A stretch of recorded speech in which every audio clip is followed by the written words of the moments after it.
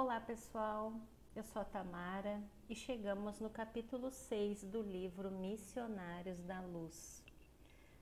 O capítulo de hoje é a oração.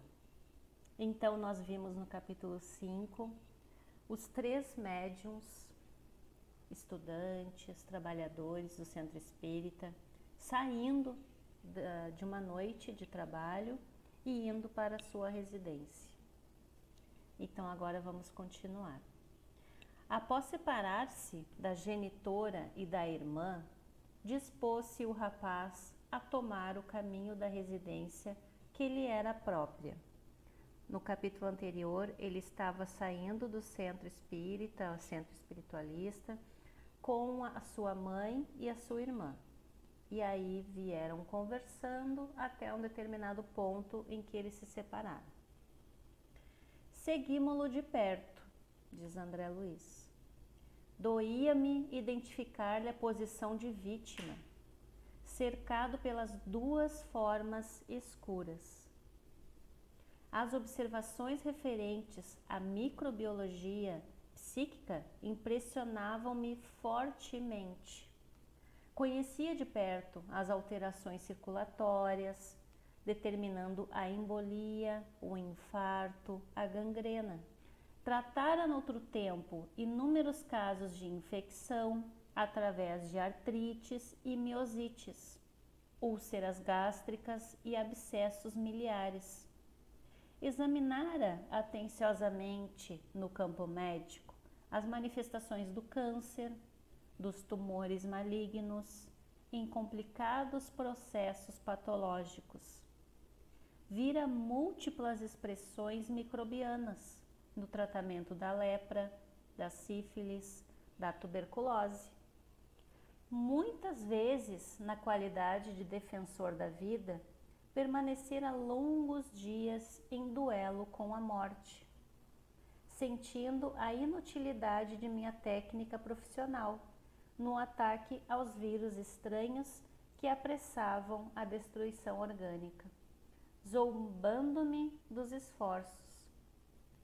Na qualidade de médico, entretanto, na maioria dos casos, quando podia contar ainda com a prodigiosa intervenção da natureza, mantinha a presunção de conhecer variadas normas de combate em diversas direções. No diagnóstico da difteria, não vacilava na aplicação do soro de Hawkes e conhecia o valor da operação de traqueotomia no Krupp declarado. Nas congestões, não me esqueceria de intensificar a circulação. Nos eczemas, lembraria sem dúvida os banhos de amido, as pomadas à base de bismuto e a medicação arsenical e sulfurosa. Positivando o edema, recordaria a veratrina, o calomelano, a cafeína e a teobromina, depois de analisar detalhadamente os sintomas. No câncer, praticaria a intervenção cirúrgica, se os raios-x não demonstrassem a eficiência precisa. Para todos os sintomas, saberia utilizar regimes e dietas, aplicações diversas, isolamentos e intervenções. Mas, e ali? Aqui nesse primeiro slide, André Luiz está refletindo sobre todas a sua prática médica enquanto encarnado, que ele tinha uma técnica, ele tinha uma receita para cada sintoma, para cada doença. Ele tinha: faz isso, tem isso, faz isso, tem isso, faz aquilo. Mas ali, vendo aquilo ali, essa situação, ele não sabe o que fazer. Então ele está, ao mesmo tempo que ele está raciocinando, se lembrando, ele está angustiado com essa situação e está ansioso também por aprender. Então vamos continuar. À nossa frente caminhava um enfermo diverso. Sua diagnose era diferente escapava ao meu conhecimento dos sintomas e aos meus antigos métodos de curar. No entanto, era paciente em condições muito graves. Viam-se-lhe os parasitos escuros. Observava-se-lhe a desesperação íntima em face do assédio incessante. Não haveria remédio para ele? Estaria abandonado e era mais infeliz que os doentes do mundo? Que fazer para aliviar-lhe as dores terríveis, a se manifestarem à maneira de angustiosas e permanentes inquietações? Já havia atendido a entidades perturbadas e sofredoras, balsamizando-lhes padecimentos atrozes. Não ignorava os esforços constantes de nossa colônia espiritual, a fim de atenuar sofrimentos dos desencarnados de ordem inferior. Mas, ali, em virtude da contribuição magnética de Alexandre, o grande e generoso instrutor que me seguia, observava um companheiro encarnado, presa de singulares viciações. Por que fatores ministrar o socorro indispensável? E, naturalmente, novas reflexões ocorriam-me céleres. Semelhantes expressões microbianas acompanhariam os desencarnados? Ele está visualizando esses micróbios psíquicos, essas bactérias, numa pessoa encarnada, naquele rapaz. E agora ele está questionando: esses micróbios, eles acompanham quando a pessoa desencarna? É um questionamento que ele está se fazendo. Atacariam a alma fora da carne? Quando me debatia em amarguras inexprimíveis nas zonas inferiores, certo havia sido vítima das mesmas influenciações cruéis. Todavia, onde o remédio salutar? Onde o alívio para tamanhas angústias? André Luiz está refletindo e está começando a questionar. Essas bactérias, esses bacilos psíquicos que nós criamos com a nossa mente, esses pensamentos repetitivos, esses desejos, essas angústias que nós criamos, eles se alojam no nosso corpo, eles incomodam e eles ficam no corpo quando a gente desencarna, eles acompanham o corpo espiritual, o perispírito, e ele está lembrando de quando ele estava no umbral também, lá no livro Nosso Lar, quando ele desencarnou. Ele lembra que ele ficou em zonas inferiores, que ele tinha dores. Ele não está negando a possibilidade dele ter tido esses bacilos psíquicos, e ele está questionando como foi resolvido. Que alívio para tamanhas angústias. Vamos continuar. Revelando paternal interesse, Alexandre veio em meu socorro, esclarecendo. Estas interrogações íntimas, André, são portadoras de grande bem para o seu coração.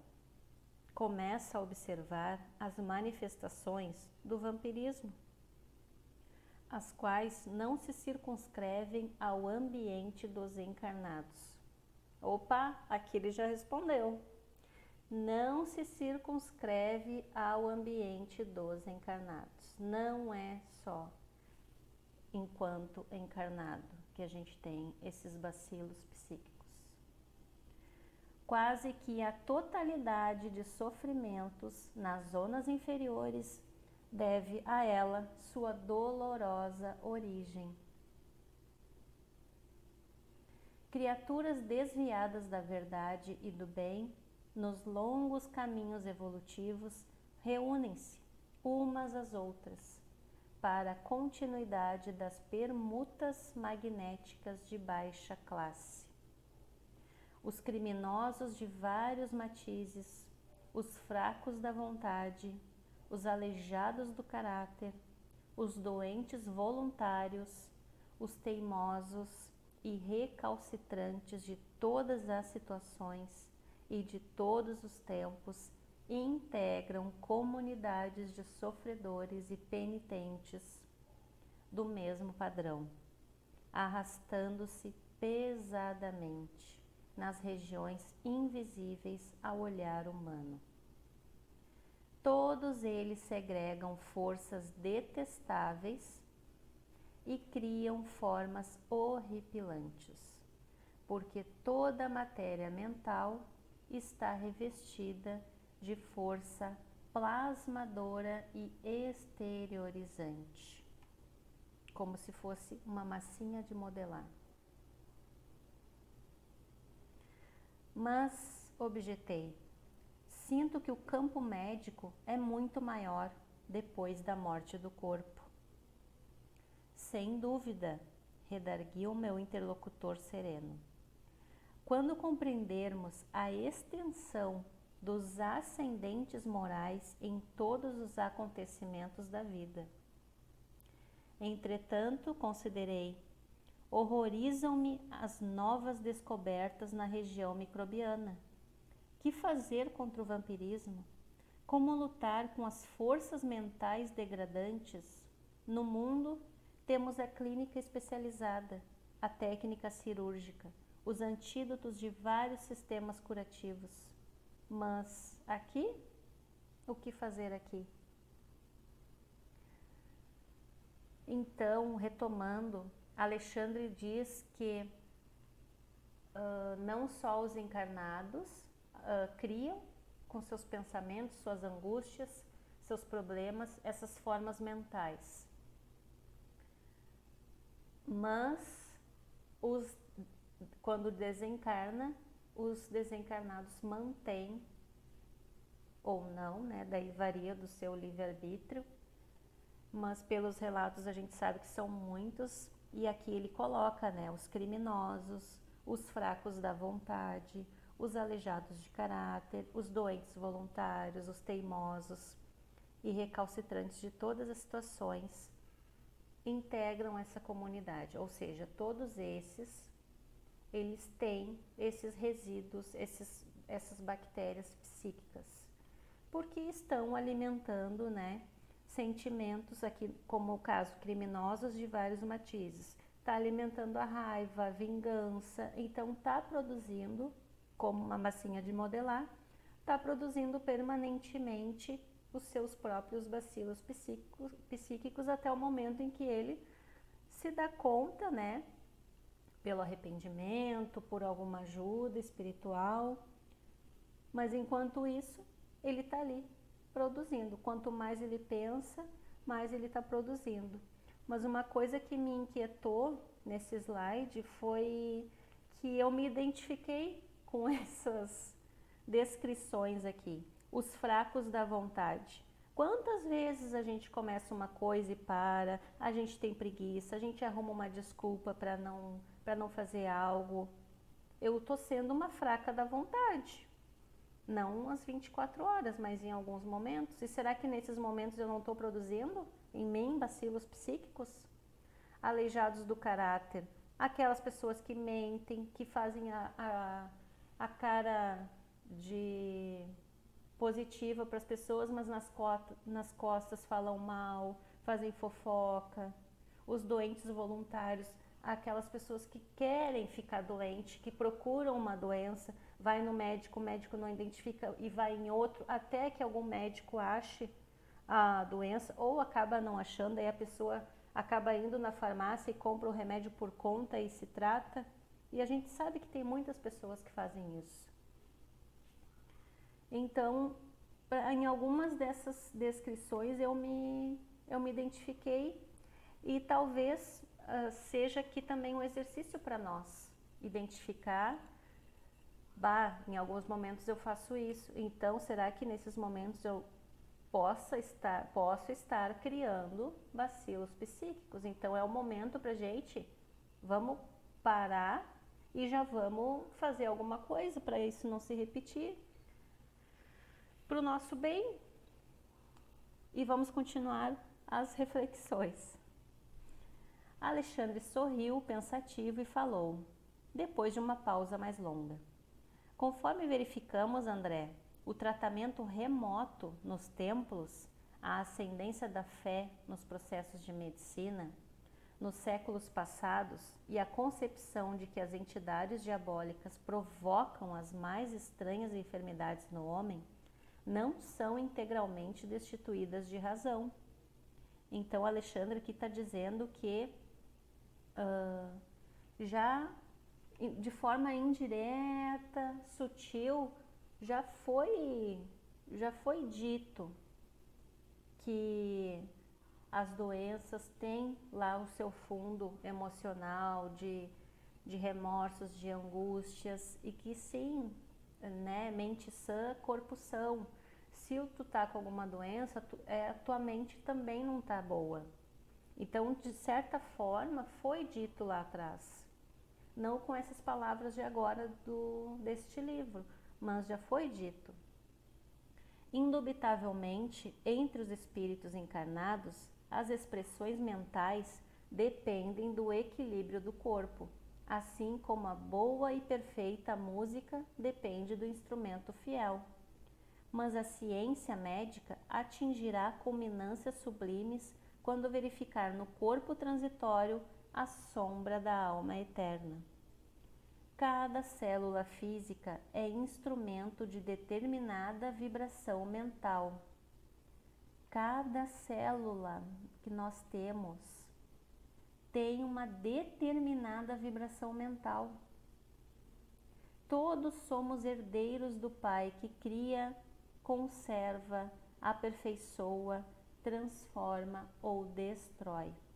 E diariamente, como nosso potencial gerador de energias latentes, estamos criando, renovando, aprimorando ou destruindo alguma coisa.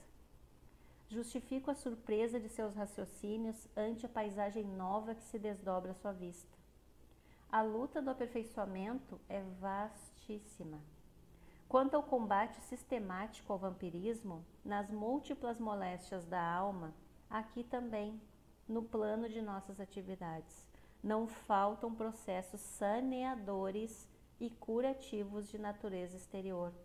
No entanto, examinando o assunto na essência, somos compelidos a reconhecer que cada filho de Deus deve ser o médico de si mesmo, e até a plena aceitação desta verdade, com as aplicações dos seus princípios, a criatura estará sujeita a incessantes desequilíbrios. Então, cada célula tem uma vibração independente. Quantas células nós temos? Milhares, trilhares, não sei, não pesquisei, mas nós temos muitas células e cada célula está vibrando de uma determinada forma. E nós, o tempo todo, estamos com a nossa mente, a nossa vontade, estamos criando, estamos conservando, aperfeiçoando, transformando ou destruindo. Fica aí para a gente pensar, como diz no slide anterior, né? Vamos parar um pouquinho e vamos rever os nossos pensamentos, as nossas atitudes em diversos lugares, com diversas pessoas, e vamos ver, e vamos tentar. Aqui, Alexandre está nos ensinando que sim, dá para atuar. Se a gente identificou que temos pensamentos, sim, repetitivos, negativos, fazemos fofoca, sei lá, queremos ficar doente, procuramos por doenças, estamos criando esses bacilos, ele está dizendo, tá, a gente já identificou que sim, que a gente está criando. Não sabemos aonde, mas estamos criando, ok. Estamos sendo o médico de nós mesmos quando a gente identifica isso. Entendendo-me a estranheza, Alexandre indicou o rapaz que se dispunha a penetrar o reduto doméstico, depois de pequeno percurso a pé, e falou: há diversos processos de medicação espiritual contra o vampirismo, os quais poderemos desenvolver em direções diversas. Mas, para fornecer a você uma demonstração prática, visitemos o lar de nosso amigo. Conhecerá o mais poderoso antídoto. Curioso, observei que as entidades infelizes mostravam-se agora terrivelmente contrafeitas. Alguma coisa impedia-lhes acompanhar a vítima ao interior. Naturalmente, acentuou meu generoso companheiro, você já sabe que a prece traça fronteiras vibratórias. Sim, já observara experiências dessa ordem. Aqui, prosseguiu ele, reside uma irmã que tem a felicidade de cultivar a oração fervorosa e reta. Aqui procuramos colocar uma ilustração da casa iluminada devido às preces da irmã que Alexandre falou e o rapaz entrando e as entidades ali fora. Entramos. E enquanto o amigo encarnado se preparava a recolher, Alexandre explicava-me o motivo da sublime paz reinante entre as paredes humildes. O lar, disse, não é somente a moradia dos corpos, mas acima de tudo, a residência das almas. O santuário doméstico que encontre criaturas amantes da oração e dos sentimentos elevados converte-se em campo sublime das mais belas florações e colheitas espirituais. Nosso amigo não se equilibrou ainda nas bases legítimas da vida, depois de extremas vacilações e levianas experiências da primeira mocidade. No entanto, sua companheira, mulher jovem e cristã, garante-lhe a casa tranquila, com a sua presença, pela abundante e permanente emissão de forças purificadoras e luminosas, de que o seu espírito se nutre. Achava-me eminentemente surpreendido. De fato, a tranquilidade interior era grande e confortadora. Em cada ângulo das paredes e em cada objeto isolado havia vibrações de paz inalterável. O rapaz agora penetrava o aposento modesto, naturalmente disposto ao descanso noturno. Aqui Alexandre está começando a dizer dos benefícios que a prece contínua faz. Não é só isso, como nós vimos nos livros anteriores. E aqui também esse comentário do André, em cada ângulo das paredes e em cada objeto isolado havia vibrações de paz. Se ele está fazendo esse tipo de comentário, significa que sim, objetos, as paredes da nossa casa, tudo está revestido de energia. Agora, qual energia vai depender da nossa rotina. Como é a nossa rotina dentro de casa? Que tipo de energia tem na nossa casa? Fica aí mais uma questão para a gente refletir. Alexandre tomou-me à destra paternalmente, encaminhou-se até a porta que se fechara sem estrépito e bateu, de leve, como se estivéssemos ante um santuário que não devíamos penetrar sem religioso respeito. Uma senhora muito jovem, em quem percebi imediatamente ser a esposa de nosso companheiro, desligada do corpo físico em momentos de sono, veio atender e saudou o instrutor afetuosamente. Está aqui ela, uma ilustração, o corpo está dormindo e ela saiu em espírito para atender. Após cumprimentar-me, graças à apresentação de Alexandre, exclamou jovial: agradeço a Deus a possibilidade de orarmos juntos. Entrem. desejo transformar nossa casa no templo vivo de nosso Senhor. Ingressamos no aposento íntimo e, de minha parte, mal continha a surpresa da situação. Nesse mesmo instante, punha-se o rapaz entre os lençóis com evidente cuidado para não despertar a esposa adormecida. Contemplei o quadro formoso e santificante. Rodeava-se o leito de intensa luminosidade. Observei os fios tenuíssimos de energia magnética, ligando a alma de nossa nobre amiga à sua forma física, placidamente recostada. Desculpe-me, disse, bondosa, fixando o olhar no instrutor. Preciso atender agora aos meus deveres imediatos. Esteja à vontade, Cecília, falou o orientador com a ternura de um pai que abençoa. Passamos aqui tão só para visitá-la. Então eles estão no quarto do casal, ele bateu na porta, ela atendeu e agora ela pede licença para eles. Cecília beijou-lhe as mãos e rogou: não se esqueça de deixar-nos os seus benefícios, pediu para Alexandre. E Alexandre sorriu em silêncio e por alguns minutos manteve-se em meditação mais profunda. E enquanto ele se mantinha insulado em si mesmo, eu observava a delicada cena. A esposa, desligada do corpo, sentou-se à cabeceira.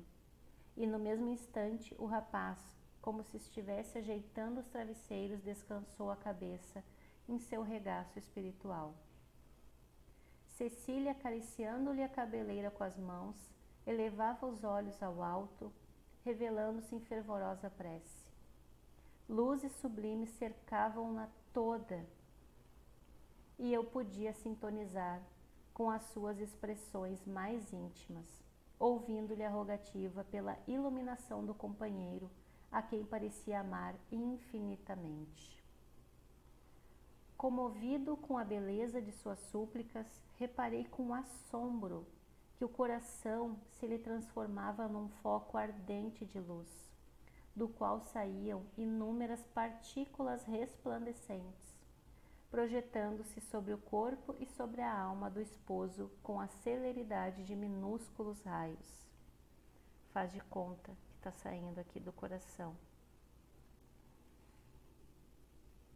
Os corpúsculos radiosos penetravam-lhe o organismo em todas as direções, e muito particularmente na zona do sexo, onde identificara tão grandes anomalias psíquicas.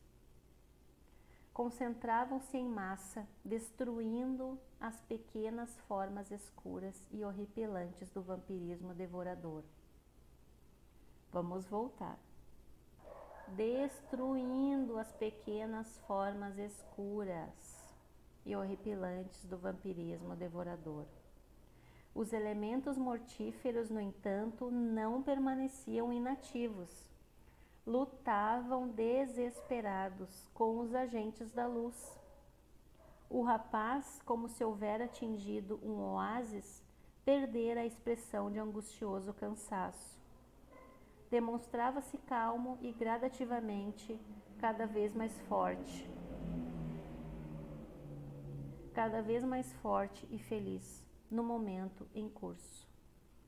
Restaurado em suas energias essenciais, enlaçou devagarzinho a esposa amorosa que se conservava maternalmente ao seu lado e adormeceu jubiloso. Então a esposa, fora do corpo, o seu corpo estava dormindo, ela foi fazer prece para o seu marido, pedindo pela sua iluminação espiritual, a sua iluminação de consciência,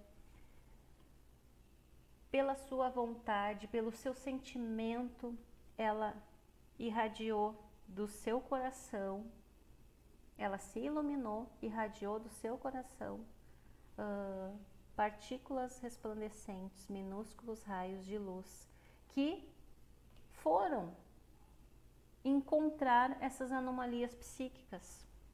Ela não direcionou com o pensamento, vai lá e pega. Ela orou por ele. E esses raios, essas luzes que saíam dela foram em direção a eles, destruindo-os. E eles lutando para continuar ali. Então, o que saiu dela tinha essa consciência de, não sei se consciência é o nome, mas tinha esse direcionamento de ir até essas anomalias psíquicas, e essas anomalias psíquicas tinham também a consciência, eu digo consciência, mas não é consciência, talvez não seja, talvez seja, não sei. Tinham essa consciência de se defender. Olha só, não é uma coisa, vou fazer a prece, pum, acabou. Elas vão se defender. E vamos continuar. A cena íntima era maravilhosamente bela aos meus olhos. Dispunha-me a pedir explicações, quando o instrutor me chamou delicadamente, encaminhando-me ao exterior. Fora do quarto, falou-me paternalmente. Já observou quanto devia. Agora poderá extrair as próprias ilações. Sim, retruquei. Estou assombrado com o que vi. No entanto, estimaria ouvi-lo em considerações esclarecedoras. Não tenha dúvida, prosseguiu o orientador. A oração é o mais eficiente antídoto do vampirismo. A prece não é movimento mecânico de lábios, nem disco de fácil repetição no aparelho da mente. É vibração, energia, poder. A criatura que ora, mobilizando as próprias forças, realiza trabalhos de inexprimível significação. Semelhante estado psíquico descortina forças ignoradas, revela a nossa origem divina e coloca-nos em contato com as fontes superiores.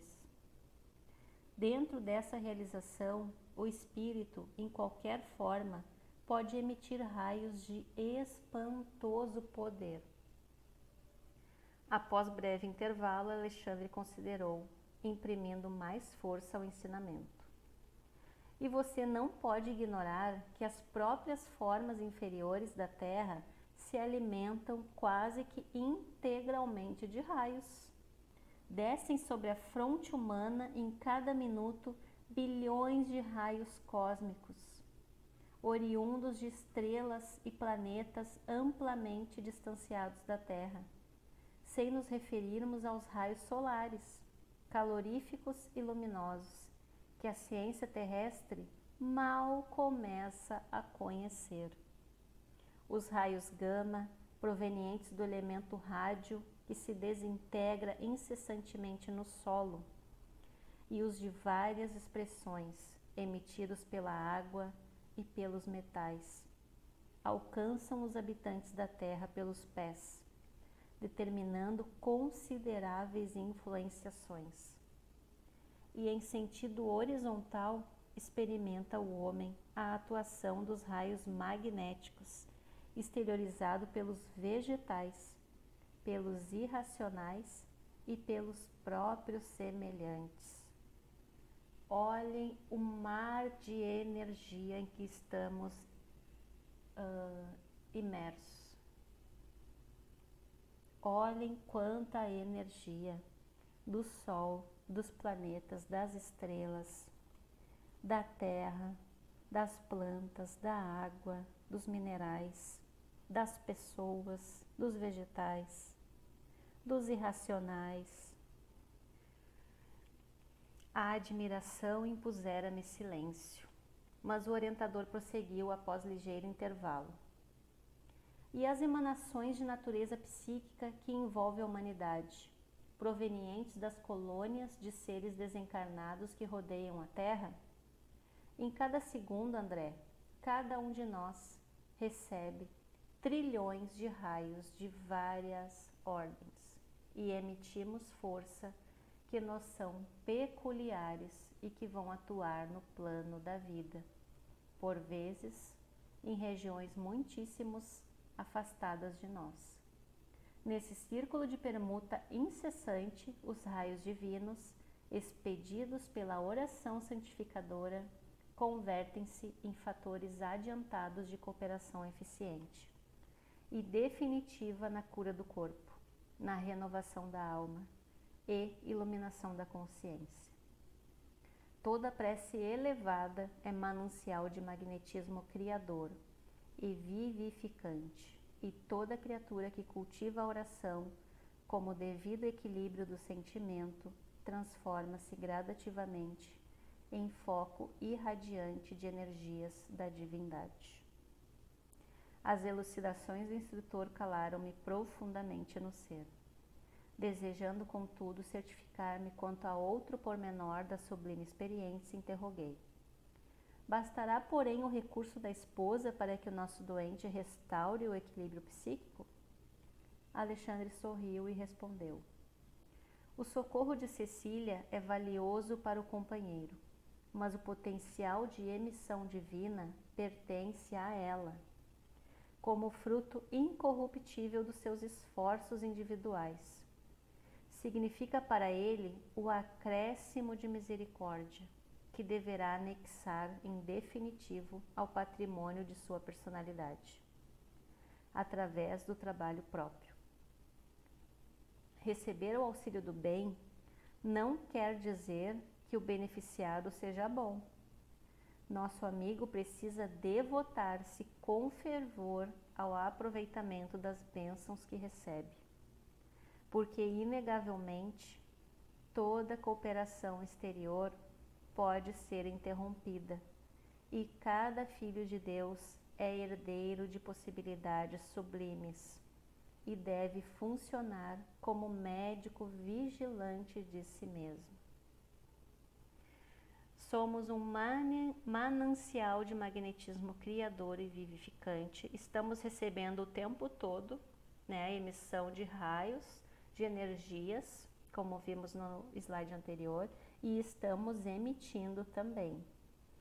No momento da prece fervorosa, como ele disse, estamos emitindo raios criadores. Mas, quando não estamos em prece, também estamos emitindo o que estamos pensando. Em cada segundo, cada um de nós recebe trilhões de raios de várias ordens e emitimos forças também. E aí, André pergunta se só a ajuda da esposa já resolveu o problema do rapaz. Não, porque é um acréscimo de misericórdia, como ele diz. Esse rapaz precisa modificar os seus pensamentos. Ela pode, com a sua vontade, com a sua prece, naquela noite ali, ter os raios que saíram do seu coração, podem ter destruído aquelas bactérias.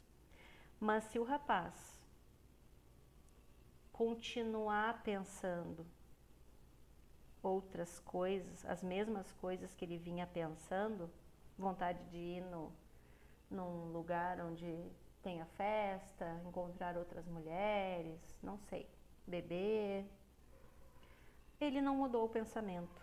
Então ela reza por ele, tira algumas bactérias e ele continua criando com a sua mente, com o seu poder criador também, emitindo forças, ele continua criando.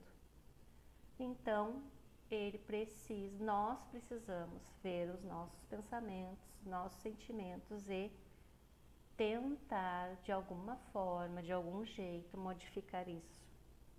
Porque agora nós estamos cientes que nós estamos construindo, criando nossas bactérias psíquicas. Então, terminamos aqui o nosso capítulo. Boas reflexões para todos nós. Fiquem com Deus e até a próxima.